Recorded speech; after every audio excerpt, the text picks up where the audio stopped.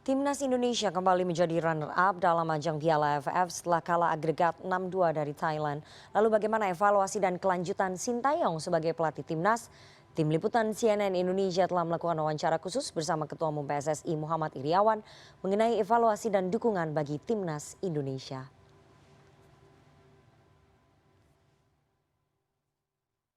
Kita baru berbangga ya dengan timnas yang mencapai final dan runner up. Ya, kita bangga, kita berikan apresiasi. Di mana kalau mungkin pemirsa tahu, ini dengan persiapan yang tidak begitu lama, tidak begitu matang, namun mereka bisa menorehkan prestasi yang luar biasa. Ya. Kita akui kalau dengan Thailand memang dia tim senior sudah lama, sementara timnas kita juga banyak yang muda-muda. Kemudian harus menjadi catatan bagi publik ya bahwa Indonesia ini baru melaksanakan kompetisi baru 4 bulan ke belakang. Ya. Jadi baru 4 bulan loh. Ya. Padahal Vietnam tuh kompetisinya udah dari tahun 2020 sebentar, COVID tetap dia jalan. Thailand juga demikian, negara-negara tangga lain demikian. Artinya apa? Kita ketinggalan pembinaan cukup lama. Kita hampir berhenti itu 537 hari, hampir setahun 8 bulan. Artinya mereka tidak ada area untuk mengasah performanya menjadi pemain yang baik. Karena mereka di klub semua nih. Mereka ini kan kayak Arhan di PSIS Semarang, Liga Kambuaya di Surabaya, itu kan nggak main. Mereka nggak ada atmosfer untuk bisa latihan, untuk bermain dan sebagainya.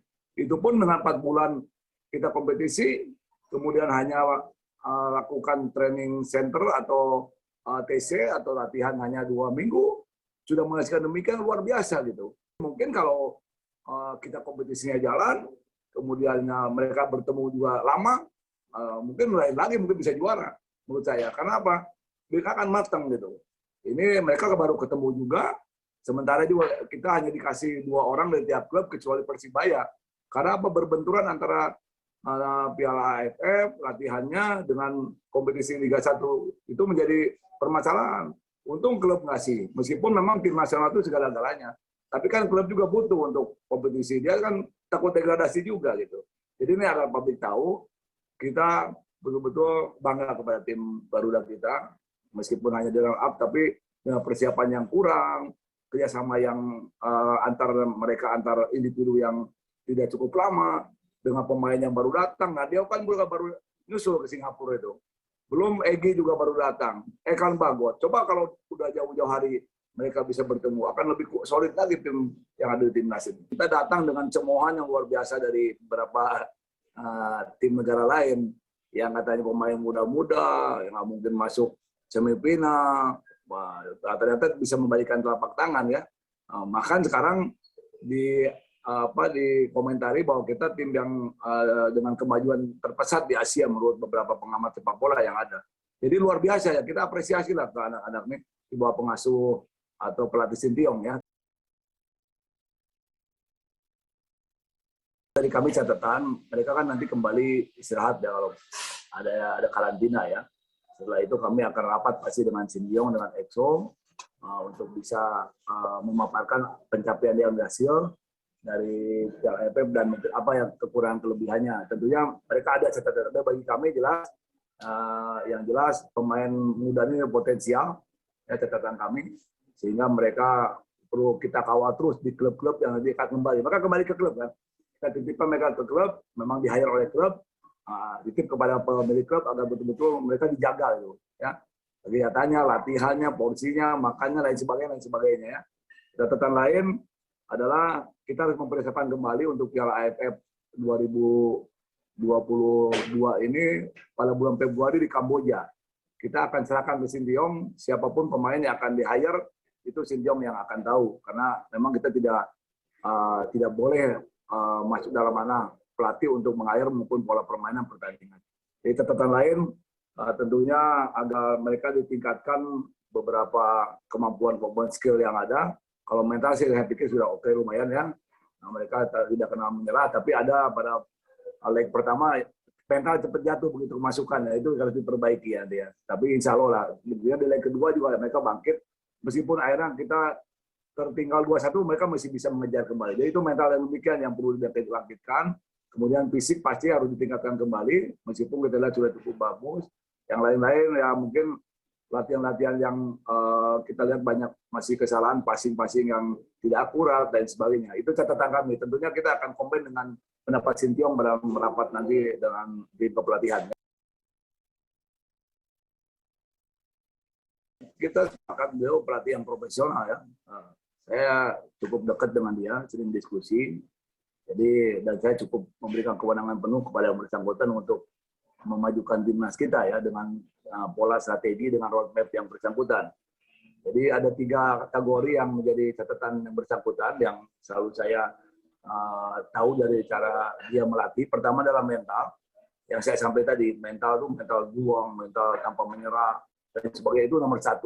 Dan sudah dibuktikan ya meskipun masih ada fluktuasi turun naik, tapi sudah dibuktikan mereka tidak pernah kenal menyerah.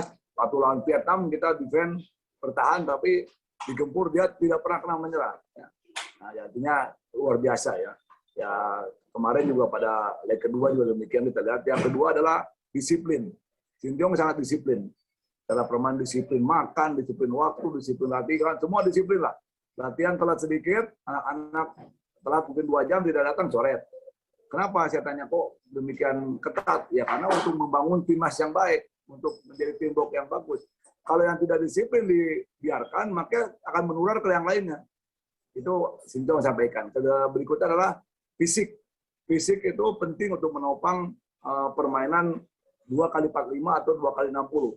90 menit, bahkan 120 menit. Kita lihat kemarin lawan Singapura. Ya, 120 menit, tapi anak-anak masih juga bisa terus bermain dengan fit ya.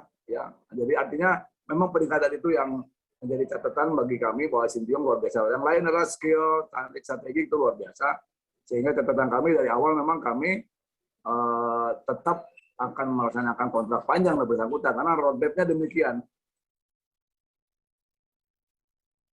Jadi catatan untuk panitia ke depan mungkin agar bisa diperbaiki nih. Untung anak-anak diberikan makanan tambahan oleh manajer Pak Sumarji di sana yang menempel dan oleh teman-teman pelatih, oleh Dasapi. Katanya kurang nggak makanannya? Alhamdulillah sudah cukup karena memang ditambahkan juga ya. Nasi kotak tuh memang di dalam kotak. Situasi memang semua sama. AFF memberikan aturan semua di dalam kotak karena tidak bisa makan bersama-sama seperti waktu saat tidak situasi COVID itu. Tapi termasuk yang lain juga adanya komplain dari kita kepada pihak panitia dan pemerintah Singapura karena 4 pemain tadi malam tidak bisa main dan diberikan pemberitahuan malam sekali menjelang besoknya akan bertanding. Itu kita sudah ajukan surat banding ke AFF dan mungkin saya akan menyampaikan kepada FIFA juga untuk ini agar tidak terulang kembali. Ya kalau mereka ada masalah tentunya kenapa baru sekarang kan gitu. Itu komplain kita ya. Untuk FIFA mungkin menyusul, kita akan susun dulu apa surat yang kita lakukan ke FIFA sehingga kita merasa tidak dirugikan seperti kemarin karena kita sudah membayar denda, kalau tidak boleh main juga gitu. Ya. Kalau baru 10 hari tidak bisa main, itu pendapat dari kami. Tapi nanti terserah bagaimana yang memutuskan. Yang jelas kan ini sudah lewat juga, namun ini menjadi evaluasi agar jangan terjadi lagi. Apalagi kepada tim-tim lain ya, kita sudah cukup dirugikan. Tidak ada pemain yang defender yang harus menjaga tadi malam sebetulnya. Di antaranya Evan Bagot salah satunya ya. Sesaat setelah ini kembali kita akan diskusi dengan manajer, kemudian dengan pelatih, dengan direktur teknik, kemudian dengan deputi sepak bola ya, dengan EXO untuk mempersiapkan U23 di AFF di Kamboja. Adapun listnya nanti kan yang tahu nanti Sintayong, tapi tentunya saya menginginkan pemain-pemain yang masih di bawah 23 seperti Egy, Ekan Bagot bisa memperkuat tim kita di Kamboja nanti U23. Tapi kita akan komunikasi dengan di mana yang berkenan di kontrak di klub-klub yang ada. Mudah-mudahan bisa terlaksana itu sehingga mereka bisa bermain kembali seperti Egy yang cukup potensial dan Ekan Bagot di bagian bertahan yang juga cukup bagus, mempunyai tinggi yang luar biasa, 196, mungkin paling tinggi di antara pemain yang ada di AFF.